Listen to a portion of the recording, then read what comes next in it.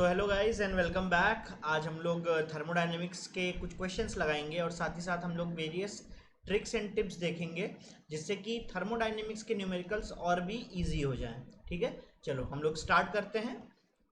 Let's start and will start of with what we have learned yesterday or in the previous class.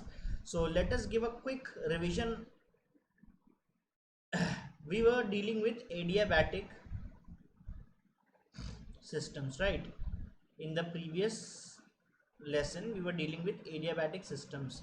Now we have to deal the adiabatic systems in two ways. First one is the reversible way and the second one is the irreversible way. Yes, okay. Since we know that the graph of PV curve, because we are interested in work done, right? We are interested in work done and we know that the work done is due to pressure volume curve.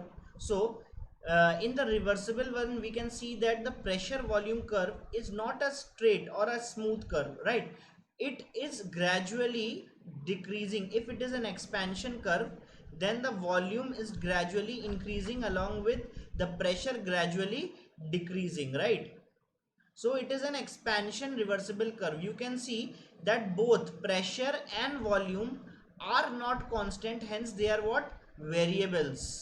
And hence at each point if the pressure changes then the volume also changes. On the other hand, if we have irreversible thing, irreversible process, then the pressure volume curve will look as such. We have an initial point where pressure is P1, right? And if we are dealing with expansion, है ना, then the pressure will drop suddenly to certain extent. Then here we will have the final pressure at P2, and against this final pressure there would be a constant increase in volume up till the final volume is reached. So here the volume is P1 V1. It first drops to the minimum pressure P2, and then it gradually increases its volume against the minimum pressure and finally it reaches P2 V2. So the work done here is the area under the curve, right? Since pressure and volume both are variables, we have to find the work done by integration. It is negative of P dV, right? And here the irreversible work done is again the area under the curve, but here we can give work done is equal to negative of integration of P into dV. But here you can see that this P is the final pressure and the final pressure during the whole expansion remains constant. So here we can write it as P2 into integration of dV. If we want to give the limits, then you can give it as dV. dV can give V1 to V2, here also V1 to V2, right? So in this way the work done concepts are cleared for the adiabatic system. Again we shall come to the final conclusion. Here the final conclusion was, if it is an adiabatic system, then du is equal to dq plus dw. For an adiabatic system dq is equal to 0. So first is du is equal to dw, right? The second is, when we solve this integration we reach a point where w can be written as, the total work can be written as P2 V2 minus P1 V1 whole upon gamma minus 1, which is also equal to, since PV is equal to nRT, so P2 V2 is equal to n into R into T2 minus T1 whole upon gamma minus 1. But here what can we write as, when we integrate this thing, then the work done, here also we can write it as du is equal to dw. Since dq is equal to 0, the first thing is this, and the next thing is w can be written as P external, okay, sorry, this negative P2 whole upon V2 minus V1, and V2 can be written as n into R into T2 whole upon P2, minus V1 can be written as n into R into T1 whole upon P1. I hope this is cleared up till now. Now we will move in the next section where we will deal with further questions. We have deal. So guys, this is a question that we are dealing with. Uh, Here it is written, a gas whose CV is given behaving ideally was allowed to expand reversibly and adiabatically. First of all, these two words are of utmost importance since the solving technique is based upon the process. So it is reversible and adiabatic, and the volume changes from 1 liter to 32 liter, and also the initial temperature is given. Since we know for an adiabatic reversible process, right, TV gamma minus 1 is equal to constant. So as far as the data is concerned, the volume is changing from 1 liter to 32 liter. Therefore V2 by V1 can be written as 32 upon 1, and also the initial temperature is given as 327 degree Celsius, right, which can be written as 600 Kelvin. You can add 270 through to this T1.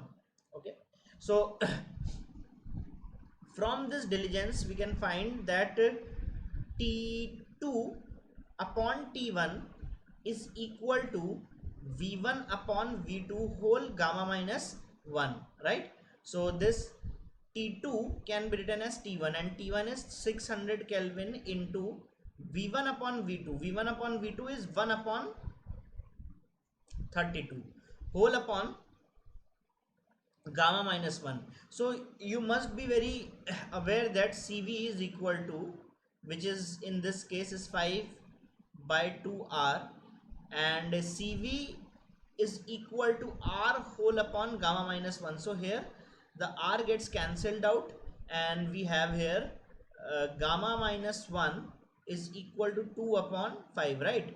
So the power gamma minus 1 can be written as 2 upon 5. Now 32 can further be written as 2 to the power 5. Therefore the whole thing stands here is 2 to the power 5 whole upon this thing. So here T2 can be written as 600 into 1 upon 4, which is equal to 150 Kelvin. You can solve it yourself, right? So what we have here is, now I am rubbing this all thing out. So what we have here all this now, T2, we know T1, and now we also know T2. T2 is written as 150 Kelvin. Now they are asking the molar enthalpy change. Any molar enthalpy change, that is del H, है ना? Any molar enthalpy change means the total enthalpy change for 1 mole. Now del Hm can be written as N into Cp into dt, where N is equal to 1, right? And since CV is given, CV is given as 5 by 2R, so Cp must be 5 by 2 plus 1 into R. You can solve it yourself by this relation, Cp minus Cv is equal to R, right? So we have 7 upon 2 into R. So since this is molar enthalpy change, so N can be put as 1, Cp can be put as 7 by 2 into R, and dt, delta T is the change, total change in temperature. Total change in temperature is T1, T2 minus T1, since T2 is 150 and T1 is how much, 600, right? So here, from here we can write this thing as negative 450 into 7 upon 2, which can be further written as 225 into 7, 225 into 7, 225 into 7, 7, okay. So I guess this will come to as negative 1575 R, negative 1575 R. So I guess this is the correct answer that we are dealing with. All right. Since now this question is done, we shall take some more further questions. So ये next question आपकी screen पे है. 0.5 mole each of two ideal gases A and B and whose CV is given. So what they are saying is कि इनके पास एक vessel है जिसके अंदर गैस ए भी प्रेजेंट है और गैस बी भी प्रेजेंट है. गैस ए का सीवी गिवन है 5/2R और गैस बी का सीवी गिवन है 3R. गैस ए के कितने मोल्स है? 0.5 ईच. तो इसके भी 0.5 मोल है और इसके भी 0.5 मोल है. ठीक है ना. बस पहले तो इतना ही सॉल्व करते. देखो कभी भी तुम्हें दो गैसेस का मिक्सचर दिया जाएगा तो हमेशा ध्यान रखना वहां पे एक नेट सीवी निकाला जाएगा. मतलब देखो यहाँ पे दो सीवी गिवन है ना, एक तो गैस ए के लिए और एक गैस बी के लिए. तो मिक्सचर के लिए नेट सीवी कितना होगा? देखो मिक्सचर के लिए नेट सीवी मैंने लास्ट क्लास में बताया था कैसा होता है. C1 CV2 यहाँ पे N1 यहाँ पे N2 whole upon N1 plus N2. तुम एक डेटेड एवरेज लेकर तुम इस चीज़ को निकाल सकते हो. तो यहाँ पे हम C1 कितना है, CV कितना निकाल लेंगे मिक्सचर का. नेट मिक्सचर का CV जो है वो आ जाएगा 5/2R इंटू 0.5. सही. और 0.5 into 3R whole divided by 1. 1 why? Because 0.5 plus 0.5 is equal to 1. So what we have here is R whole divided by 5/4. Yes, 5/4 plus 3/2. So R whole divided by 4. Yes, so 5. Here we have 2. So we have 6. So 5 plus 6 11 upon 4 into R. This is the net CV that we have. Yes, I think this is done up till now. So I am rubbing this off. 11 upon R 4R 11 upon 4R. So the net CV of the whole mixture can be written as 11 upon 4 into R, right? So now we will read further into the question. Are taken in a container and expanded reversibly and adiabatically. During the process, the temperature of the gaseous mixture decreases from 350 K to 250 K. Then for the process, right? Okay. Then for the process, okay. So here we have delta U and delta H. So since we have CV for the mixture and we know that delta U is equal to N into CV into delta T. So what we can find here is delta U. Yes, N. Total number of moles. Since now we have the resultant CV for the whole mixture, so we can treat the whole mixture as one unit, and for that the total number of moles is 0.5 plus 0.5. So we have N is equal to 1 mole, 0.5 plus 0.5, and CV is equal to 11 upon 4 into R whole into T2 minus T1. Now since T2 is equal to 250 and T1 is equal to 350, so I think we are done now. So 11 upon 4 into R into 250 into 350 negative 100. So this is, if this is 1, then this is how much? If this is 1, then this is 4, negative 25. Yes, so negative 25 and 275.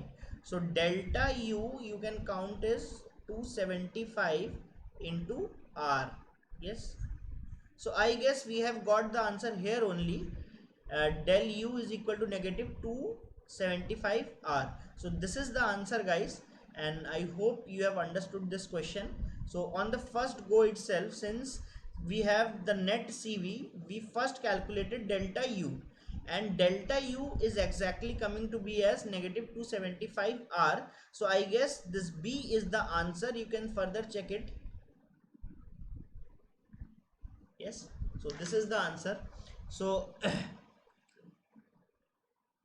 okay, so guys this is the next question. ये कह रहा है कि हमारे पास 1 मोल किसी ideal gas का है जिसका CV गिवन है, उसका टेम्परेचर और उसका प्रेशर गिवन है, और expanded adiabatically to a final pressure of 2 atmosphere, ये भी गिवन है, against a constant pressure of 2 atmosphere. इस लाइन को पढ़ो ज़रा, against a constant pressure of 2 atmosphere. इसका मतलब ये कैसा प्रोसेस है, ये एक इरिवर्सिबल प्रोसेस है ना. तो इरिवर्सिबल प्रोसेस के लिए फाइनल टेम्परेचर निकालना है. तो देखो एडियाबैटिक है कंडीशन, अगर ये एडियाबैटिक कंडीशन है तो बेसिकली हमारे पास क्या आ गया यहाँ पर कि delta U is equal to delta Q plus W. Yes, तो यहाँ पे हमें पता है कि डब्लू हमें कैसे कैलकुलेट करना है, तो हम पहले डब्लू को कैलकुलेट कर लेते हैं. तो W can be written as, तो यहाँ पे टोटल डब्लू कितना हो जाएगा, W can be written as negative P into dV. Now since this is the final but constant pressure in the reversible process, so we can write it as P2. Now dV, V1 say V2, so then we have V2 minus V1, which is also equal to P2 N into R, N into R, NR T2 by P2 minus T1 by P1, right? So this can be written as such. So furthermore, if we want to simplify it, then we can write it as P2 into R. Since N is equal to 1 mole, so N is written as 1 mole here, so N has been vanished. So further delta U can be written as total change is in work can be written as delta U is equal to N into CV into dt. dt means T2 minus T1, where N is equal to 1, then CV can be written as T2 minus T1, right?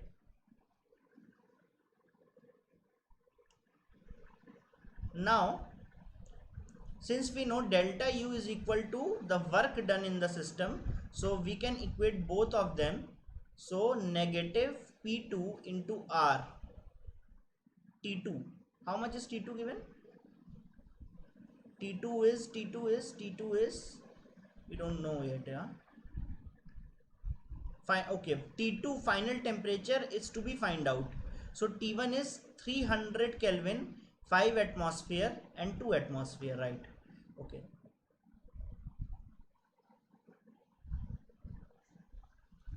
okay, now this guy has to be equated with this guy, so negative P2 into R, T2 upon P2 minus T1 upon P1 is equal to CV into T2 minus T1.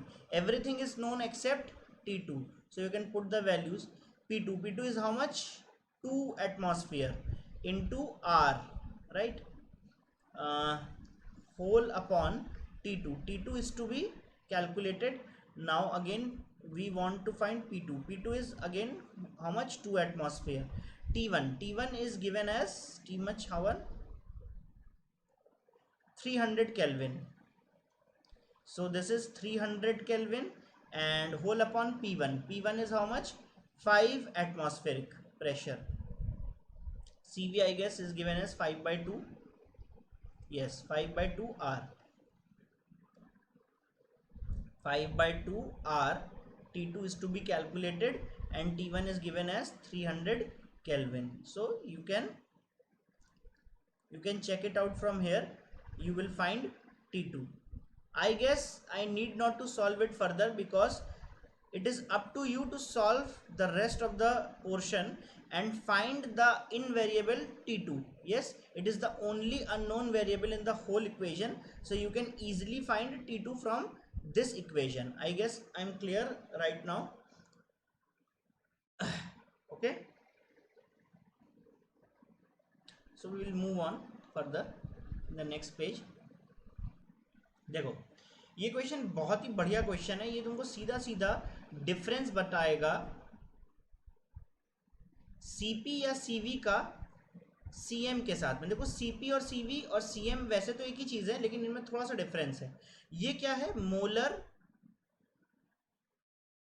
Heat capacity है ना, पूरे के पूरे system का molar heat capacity है, मतलब उसमें से एक मोल जो है वो कितना हीट लेके 1 डिग्री सेल्सियस अपना टेम्परेचर बढ़ा लेगा। लेकिन यहाँ पे कोई भी कंडीशन पुट नहीं है, मतलब ये पूरे के पूरे सिस्टम के लिए है, और यहाँ पे कोई भी कंडीशन पुट नहीं है कि आइसोथर्मल है कि आइसोबैरिक है कि आइसोकोरिक है। बट यहाँ पे क्या होगा, यहाँ पे पाथ ऑलरेडी डिफाइंड है कि यहाँ पे अगर Cp है तो आइसोबेरिक हो जाएगा, और अगर Cv है तो आइसोकोरिक हो जाएगा। यहाँ पे एग्जैक्टली पाथ डिफाइंड है, सही है ना। तो इसके ऊपर एक बहुत बढ़िया सा ये क्वेश्चन बन पा रहा है। देखो मैं इसको सॉल्व करता हूँ। यहाँ पे a diatomic gas initially at 273 kelvin is given 100 calorie, 100 calorie मतलब 100 into 4.2 joules. This can be written like this, 100 into 4.2 joules, right? Okay, due to which a system did a work, due to which system did, if the system did some work then it is a negative work, so work done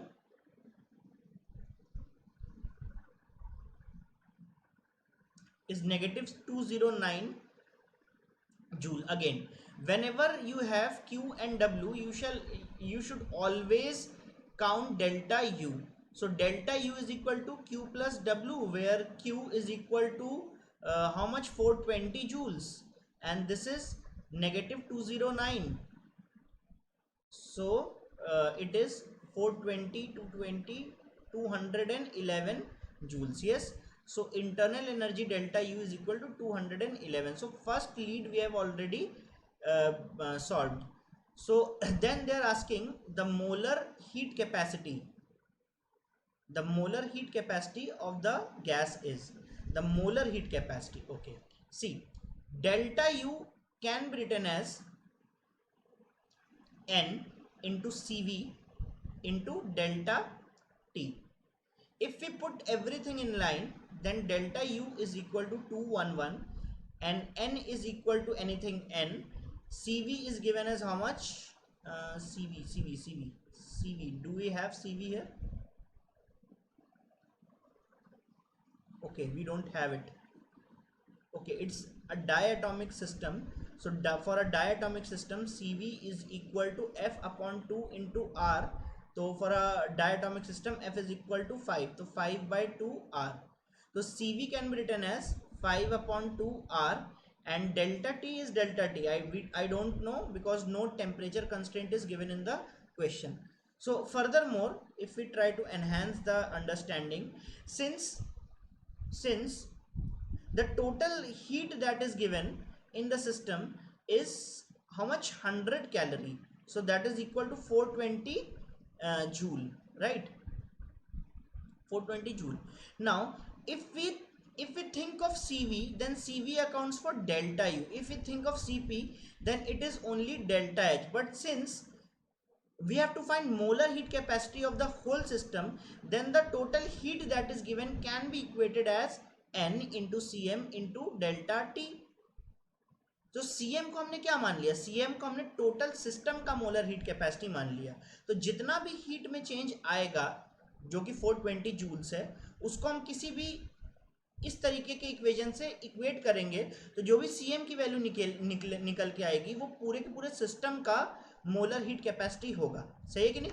तो molar heat capacity के लिए जितना भी यहाँ पे delta T आया होगा उस डेल्टा टी को हम यहाँ यूज कर रहे हैं। तो बेसिकली अगर हम इन दोनों को इक्वेट करें, है ना, तो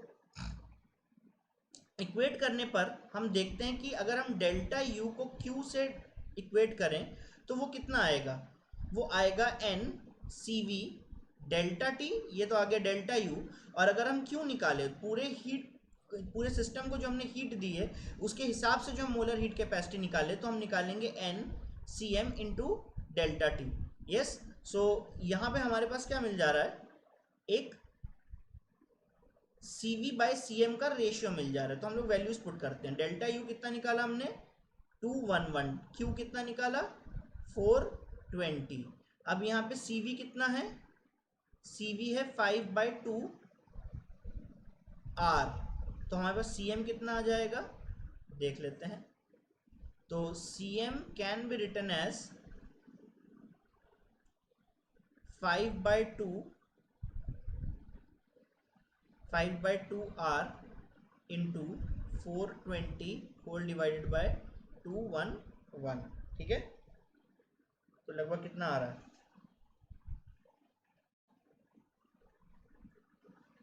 ये आ जाएगा 210।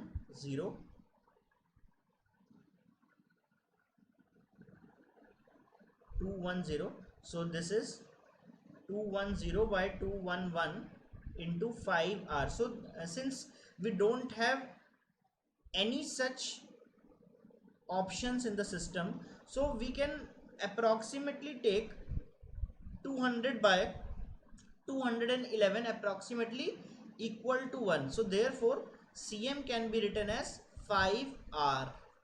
So the answer is 5R. I guess I'm clear right now.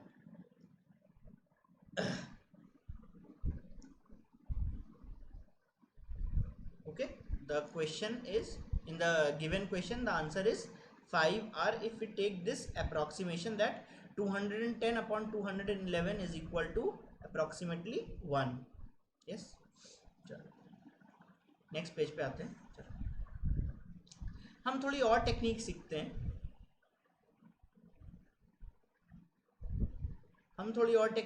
हैं। फॉर एग्जाम्पल हमारे पास अलग अलग तरह की गैसेस हो सकती हैं। हमें क्या फाइंड करना है, डेल्टा यू क्यू डब्ल्यू यही सब फाइंड करना है। हमारे पास हो सकता है गैशियस सिस्टम हो, है ना, गैशियस में भी कैसा सिस्टम हो, आइडियल सिस्टम हो सकता है हमारे पास सॉलिड, लिक्विड या कोई नॉन आइडियल सिस्टम हो, नॉन आइडियल गैशियस सिस्टम हो, है ना। और हो सकता है हमारे पास गैशियस सिस्टम भी हो जहाँ पे लिक्विड भी हो, गैस भी हो, है ना, सॉलिड भी हो, लेकिन यहाँ पे कोई रिएक्शन ना हो रही हो, नो रिएक्शन, लेकिन यहाँ पे कोई रिएक्शन हो रही हो। तो ध्यान देना, अगर कहीं रिएक्शन नहीं हो रहा है, मतलब हमारे पास मान लो पिस्टन सिस्टम है ना, एक्सक्यूज मी, हमारे पास मान लो कोई पिस्टन सिस्टम है, इसके अंदर कोई गैस रखी है, हम गैस को कंप्रेस कर रहे हैं, गैस को एक्सपैंड कर रहे हैं, है ना। तो इसके अंदर जो भी गैस रखी हुई है उसके अंदर कोई रिएक्शन नहीं हो रहा है, वो गैस बस कंप्रेस हो रही है और वो गैस बस रिलीज हो रही है। तो हम लोग यहाँ पे delta U S V all know क्या लिख सकते हैं, हमेशा NCV/dt लिख सकते हैं। वैसे डेल एच हम क्या लिख सकते हैं, NCP/dt लिख सकते हैं, है ना। और हम लोग जो वर्क है, तो वर्क निकालने के हमने बहुत सारे तरीके देखे। तो डेल एच डेल यू ये इस तरीके से लिखा जा सकता है ना। और जो वर्क है यहाँ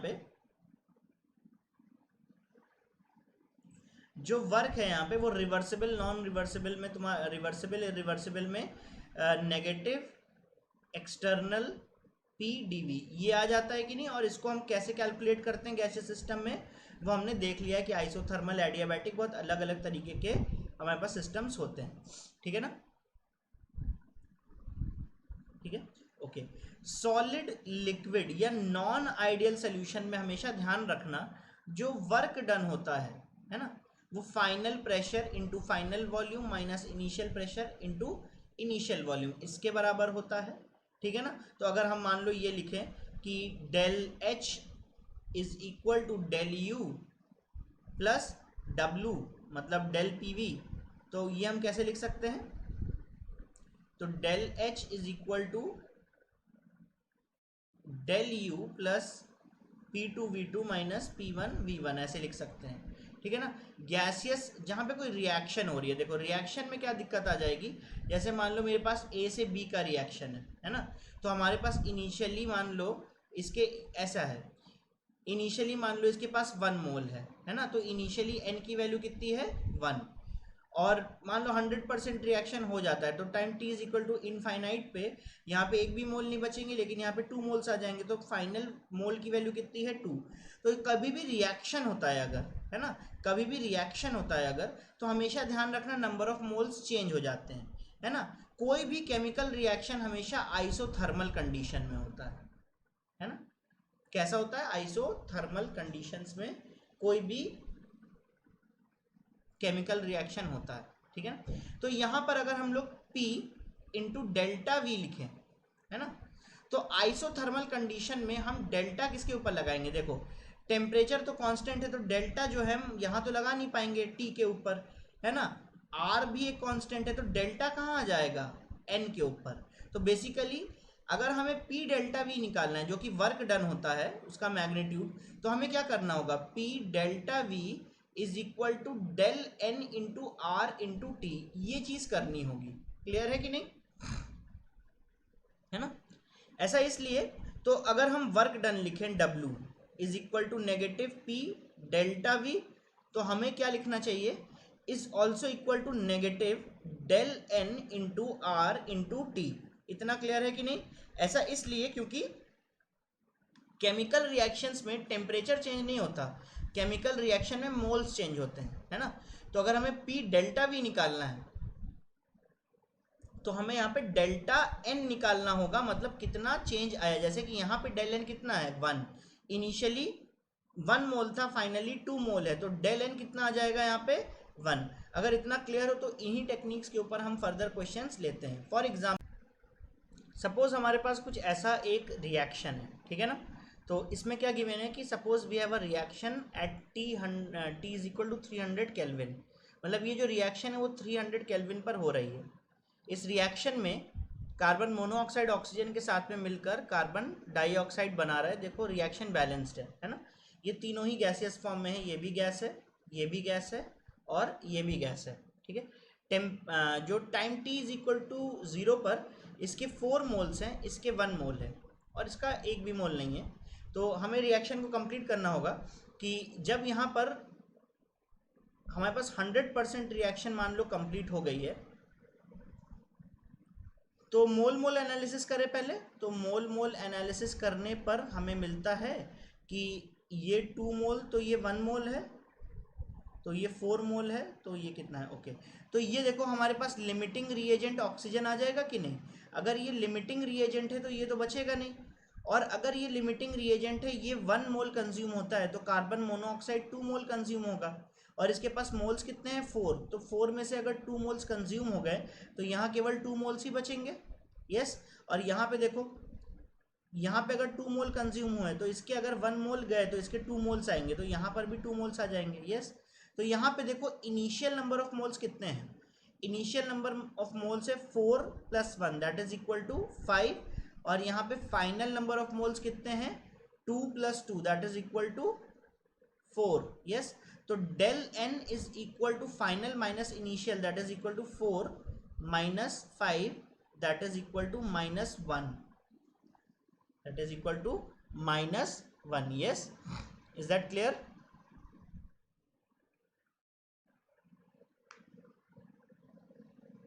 I guess, is that clear? तो minus 1, so minus 1 is the thing. Okay, so delta u, find delta u, we have to find delta u. तो कभी भी अगर डेल्टा यू फाइंड करना है तो हमेशा फ्लॉट को याद करो। तो फ्लॉट क्या है, delta U is equal to Q plus W, और मुझे पता है कि अगर मान लो हम Q को लिखें, क्योंकि हमें डेल एच गिवन है ना, तो हमें इसको डेल एच वाले फॉर्म में लेके जाना होगा। तो देखो डेल यू क्या होता है, डेल यू होता है Q plus sorry del U is equal to Q plus W, and W can be written as negative P delta V या negative P delta V, and this Q can be written as delta H। So एक बार में ही लिख देते हैं, खत्म करते हैं। तो डेल्टा U को डेल्टा U लिख दिया, क्योंकि डेल H गिवन है Q के फॉर्म में, तो यहाँ पे हमने Q को डेल H लिख दिया, और W क्या है, W है नेगेटिव P डेल्टा V। तो यहाँ से डेल U कितना आ गया, यहाँ से डेल एच कितना आ गया, del H is equal to del U plus P delta V. मैंने लास्ट पेज में आपको क्या बताया कि कोई भी केमिकल रिएक्शन होता है वहां पे पी डेल्टा वी को हम क्या लिख सकते हैं, delta N into R T. तो यहाँ पे डेल्टा यू और पी डेल्टा वी को हम क्या लिख सकते हैं, delta N into R into T. तो अब देखो इस क्वेश्चन को सॉल्व करके, तो डेल्टा यू हमें पता है, डेल्टा एच हमें पता है कितना, -560 किलो जूल। किलो जूल का मतलब इंटू 1000 कर दो तो जूल में कन्वर्ट हो जाएगा, ठीक है ना। Is equal to delta U जो कि हमें काउंट करना है ना, प्लस डेल्टा एन कितना आया, -1 आया, इंटू आर, आर कितना ले, 25/3 ले लेते हैं, मतलब 8.31 लेना है। और टेम्परेचर कितना है, टेम्परेचर 300 केल्विन है। तो अगर ये 300 केल्विन है तो ये कितना हो जाता है, केवल 100 बचा रह जाता है। और अगर ये 100 बचा रह जाता है तो डेल्टा यू हमारे पास कितना आ जाएगा, -560। इसको हम किलो जूल लिख लें, चलेगा, चलेगा, kilo joule, -560 kilo joule, and this is minus sign तो यहाँ पे आके वो प्लस बन जाएगा। और ये क्या है, 2500, 2500, तो 2500 का मतलब 2.5 किलो जूल, तो कितना आ जाएगा 2.5 किलो जूल। तो -557.5 किलो जूल, ये आंसर आ जाएगा कि नहीं आ जाएगा, ठीक है ना। तो इस तरीके से ऐसे क्वेश्चंस को हमें सॉल्व कर लेना है ना। एक और क्वेश्चन लेते हैं,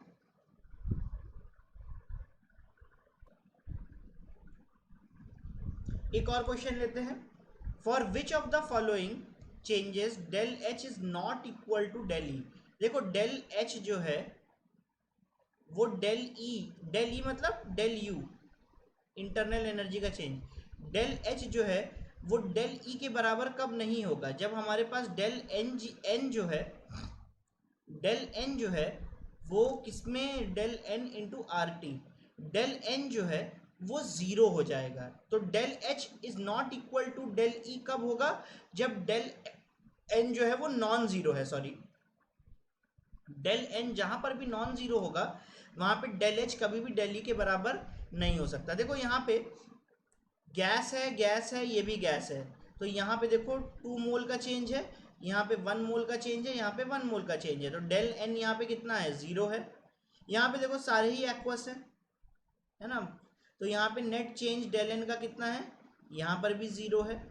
यहाँ पे देखो सॉलिड है, गैस है, देखो कभी भी गैस और सॉलिड साथ में आते हैं तो मोल केवल किसके, वॉल्यूम चेंज केवल तुम्हें कौन देगा, वॉल्यूम चेंज सिग्निफिकेंट केवल गैस देगा। तो हमेशा सॉलिड, लिक्विड और गैस के सिस्टम में अगर वॉल्यूम से रिलेटेड कोई चीज आ रही है, क्योंकि डेल एन आर टी जो है वो पी डी वी के ही तो बराबर होना था, तो डेल्टा वी को एक्नॉलेज करने के लिए हमने यहाँ पे डेल एन से उसको रिलेट किया। तो जो भी वॉल्यूम का चेंज आना है वो केवल गैस लेकर आएगा, तो हम लोग इसके मोल्स को इग्नोर करेंगे। तो यहाँ पे गैस के मोल कितने हैं, यहाँ पर भी 1 मोल है और यहाँ पे गैस कितने मोल है, 1 मोल। तो net change in moles of gas कितने आ गए, 0। लेकिन यहाँ देखो ये भी गैस, ये भी गैस, यहाँ ये भी गैस, डेल एन जी मतलब total change in the moles of the gas is equal to 2 - 3 - 1, तो कितना आ गया 2 - 3 - 1, तो -2 आ गया कि नहीं आ गया। तो क्योंकि यहाँ पे डेल एन जो है वो 0 के बराबर नहीं है, तो इसीलिए यहाँ पे डेल एच जो है वो डेल ई के बराबर नहीं होगा, ठीक है ना। तो मेरा आंसर यहाँ पे क्या हो जाएगा, डी। मेरे ख्याल से ये बात क्लियर है आपको, है ना। तो नेक्स्ट क्वेश्चन पे आते हैं। चलो ये क्वेश्चन मैं आपके ऊपर एक्चुअली छोड़ूंगा, ये क्वेश्चन मैं एक्चुअली आपके ऊपर छोड़ूंगा। इसमें पूछा गया था work done in adiabatic compression of 2 mole of an ideal monoatomic gas by constant external pressure of 2 atmosphere. देखो constant external pressure of 2 atmosphere मतलब वर्क डन कैसा, इरिवर्सिबल के लिए है ना। तो वर्क डन कैसा है, इरिवर्सिबल, उसके ऊपर से एडियाबैटिक। तो हमें पता है कि वर्क डन हम कैसे निकाल सकते हैं, negative final pressure into V2 minus V1। हमें देखते हैं फर्दर हमें कुछ इसमें ऐड करना है कि नहीं। Okay, the work done in adiabatic compression of 2 mole of an ideal gas, तो n की वैल्यू 2 गिवन है। कांस्टेंट एक्सटर्नल प्रेशर, तो P2 की वैल्यू मतलब final constant external pressure 2 atmosphere given है। फ्रॉम इनिशियल प्रेशर भी गिवन है 1 atmosphere and initial temperature भी गिवन है 300 केल्विन, है ना। तो तुमसे पूछा गया है द वर्क डन पूछा गया है, ठीक है ना। तो देखो एडियाबैटिक के लिए वर्क डन कैसे निकाल सकते हैं, कुछ इस तरीके से। और अगर हम इसको फर्दर एक्सपैंड करें तो P2, बस तुम्हें फॉर्मूलाज बैठाते चले जाना है और तुम्हारे पास आंसर आता चला जाएगा। तो यहाँ पे हम लिख सकते हैं N into R into T2 upon P2 minus N into R whole upon T1 upon, एक सेकेंड में क्या लिखा, यहाँ पे हम क्या लिख सकते हैं V2 को nRT बाय P, तो nRT बाय P, क्योंकि V2 है तो टेम्परेचर T2 प्रेशर P2। यहाँ पे भी nRT बाय P लिख सकते हैं, तो nRT बाय P, वॉल्यूम कितना है V1, तो टेम्परेचर T1 प्रेशर P1। अब ध्यान देना यहाँ पे T1 तो गिवन है लेकिन T2 गिवन नहीं है ना। और हम T2 ऐसे निकाल भी नहीं सकते क्योंकि T2 भी हमें नहीं पता है और वर्क डन भी नहीं पता है। तो हम लोग क्या करते हैं, फ्लॉट पे जाते हैं। अब हमारे पास एक रिसॉर्ट है, ये फ्लॉट में एडियाबैटिक में जब DQ की वैल्यू 0 हो जाती है ना, तो बेसिकली जो डेल्टा U है वो Q के बराबर हो जाता है, सही है कि नहीं। सॉरी, डेल्टा U जो है वो W के बराबर हो जाता है। तो W तो हम निकाल ही चुके हैं। अगर हम W निकाल चुके हैं तो हम लोग क्या यहाँ से DU निकाल सकते हैं। तो देखो DU की वैल्यू तो हमेशा क्या होगा, N into CV into dt मतलब T2 माइनस T1। अब बात याद आती है कि N की वैल्यू गिवन है, T2 की वैल्यू हमें नहीं गिवन है, T1 की वैल्यू हमें गिवन है। तो मतलब ये T2 तो अननोन है ही, साथ में CV भी अननोन हो जा रहा है। तो देखो यहाँ पे मोनो एटॉमिक लिखा हुआ है ना, तो मोनो एटॉमिक के लिए CV की वैल्यू कितनी हो जाएगी, CV हो जाएगा F अपॉन 2 इंटू आर, मतलब 3/2 इंटू आर मोनो एटॉमिक के लिए। तो यहाँ पे बेसिकली हमें CV की वैल्यू भी पता है, तो हम क्या कर सकते हैं, इन दोनों को रिलेट कर सकते हैं, इसको इसके साथ में। तो देखो P2 N R T2 whole upon P2, है ना, minus N R T1 whole upon P1 is equal to N into CV into T2 minus T1। तुम जरा ध्यान से देखना, यहां पर हमें N भी पता है, P2 भी पता है, P1 भी पता है, T1 भी पता है। केवल पता क्या नहीं है, T2 नहीं पता है। इधर पे भी हमें केवल क्या नहीं पता है, T2 नहीं पता है। तो क्या यहाँ से T2 निकल जाएगा, तो अपने आप से सॉल्व करना है इसको, है ना। तो यहाँ से हमें क्या पता चल गया, T2 पता चल गया। अब देखो जैसे ही T2 पता चल जाता है तो हमें निकालना क्या है, वर्क डन निकालना है ना। तो यहाँ पे पुट कर दो वर्क डन। हमने अभी थोड़ी देर पहले क्या देखा था, इन दोनों को इक्वेट करने पे हमें पास T2 निकल जा रहा है ना। उसके बाद हम वर्क डन निकालेंगे। तो वर्क डन कैसे निकालेंगे, ऐसे भी निकाल सकते हैं वर्क डन। देखो du W के बराबर है ना, तो चाहे तुम W के इक्वेशन में पुट कर दो, मतलब चाहे यहां पे तुम पुट कर दो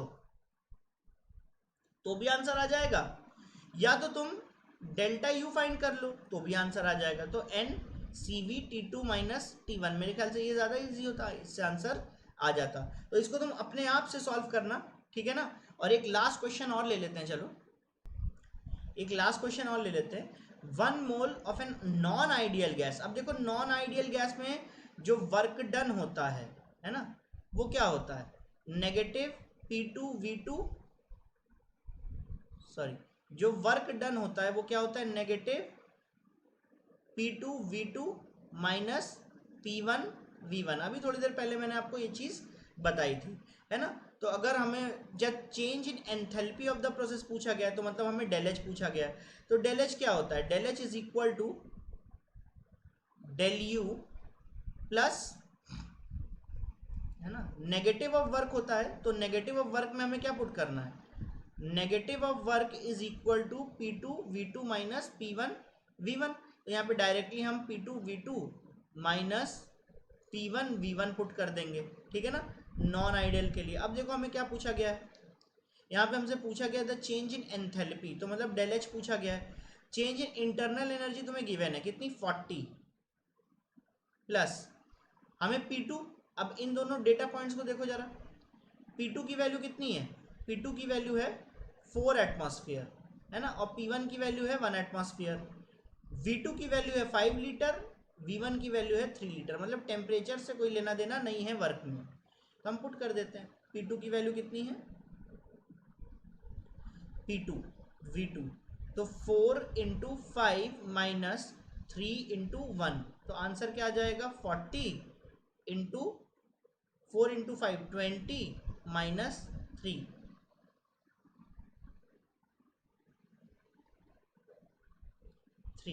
तो आंसर कितना आ जाएगा 40 इंटू 20 माइनस 3 कितना आ गया 17, इंटू नहीं सॉरी प्लस है यहाँ पे, है ना, तो प्लस यहाँ पे कितना आ जाता है 17 आ जाता है, तो 57, आंसर मेरा क्या हो जाएगा 57, ठीक है ना। तो नेक्स्ट क्लास में हम लोग second law of thermodynamics start करने जा रहे हैं, जहाँ पे हम लोग एंट्रोपी के बारे में पढ़ेंगे, एकदम भी क्लासेस मिस मत करना। और इन क्वेश्चंस को समझने में ज़रूर थोड़ी प्रॉब्लम आती होगी, क्योंकि बहुत सारे अलग अलग तरह के फार्मूलेज हैं। तो लेसन को लर्न करते जाओगे और प्रैक्टिस करते जाओगे तो वो कभी भी तुम्हारे लिए बहुत हेक्टिक नहीं रहेगा। इसीलिए लेसन्स प्रैक्टिस करो और एवरी डे क्वेश्चन पेपर्स तुम मतलब प्रैक्टिस करना होगा, ताकि हमें कभी भी काम पेंडिंग ना मिले। ऐसा ना हो कि आज से 1 महीना या 2 महीने बाद हमारे पास इतना काम पेंडिंग हो जाए कि हमें पुरानी चीज़ें रिवाइज करने का मौका ही ना मिले, ठीक है ना। तो इस बात को ध्यान में रखा। Thank you and will meet in the next class.